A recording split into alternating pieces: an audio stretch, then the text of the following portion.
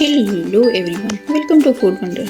हम आपके साथ एक बहुत ही traditional, simple, easy and delicious ही रेसिपी शेयर करेंगे जो आप पहले भी बनाते होंगे, लेकिन एक दफ़ा इस स्टाइल से बनाइएगा तो मज़ा और बढ़ जाएगा। आज हम बनाएंगे आलू अंडा कड़ी कुछ डिफरेंट टिप्स एंड ट्रिक्स के साथ मेरे स्टाइल में। तो चलें स्टार्ट करते हैं। आलू अंडा कड़ी बनाने के लिए सबसे पहले हम एग बॉईल करेंगे।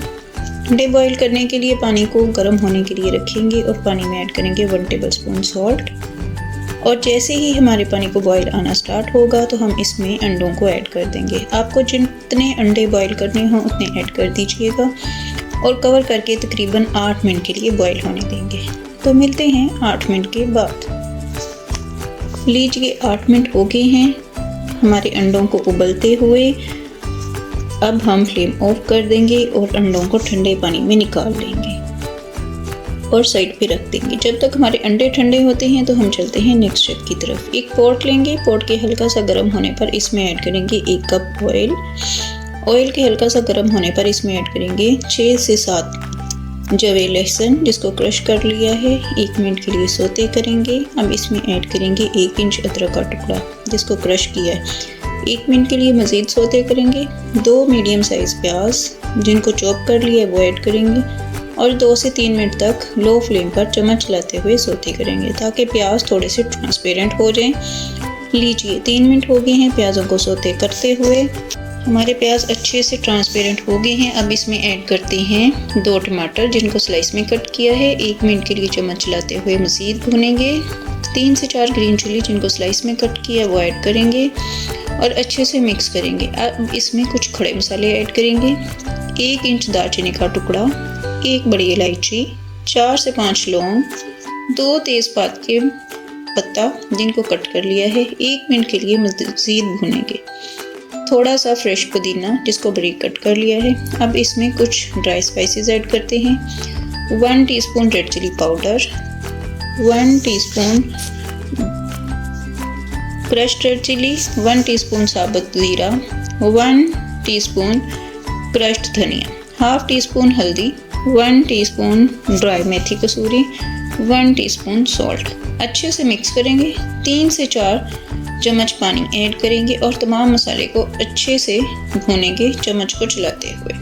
लीजिए तकरीबन 5 मिनट हो गए हैं चम्मच चलाते हुए भूनते हुए। अब इसमें ऐड करेंगे अपने पोटैटोस। ये हमने 1 kg पोटैटो लिए हैं जिनको स्लाइस में कट किया है वो ऐड करेंगे।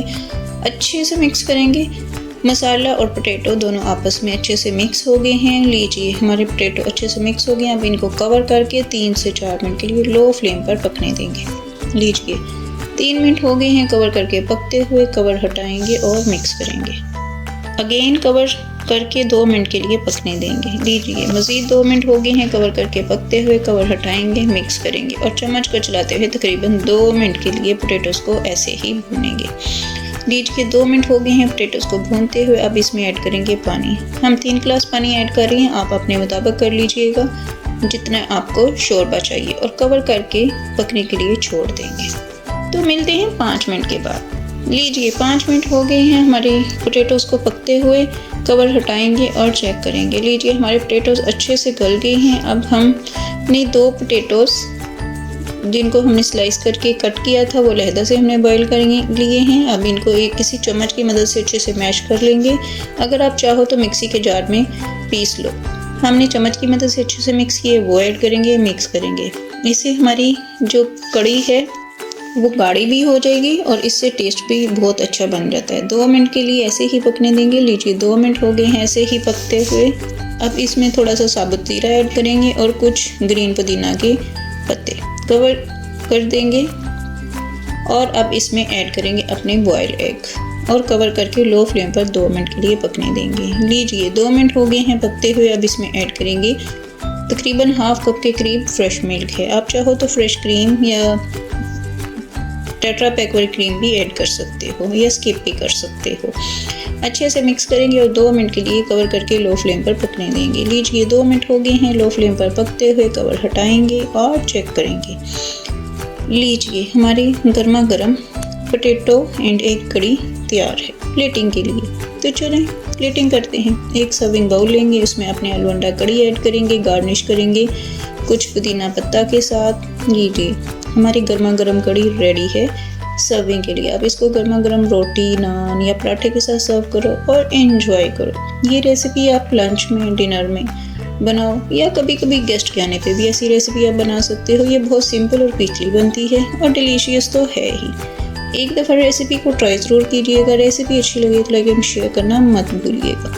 अगर चैनल पर नए हो तो सब्सक्राइब तो ज़रूर कीजिएगा। मिलते हैं नेक्स्ट वीडियो में। Thanks for watching.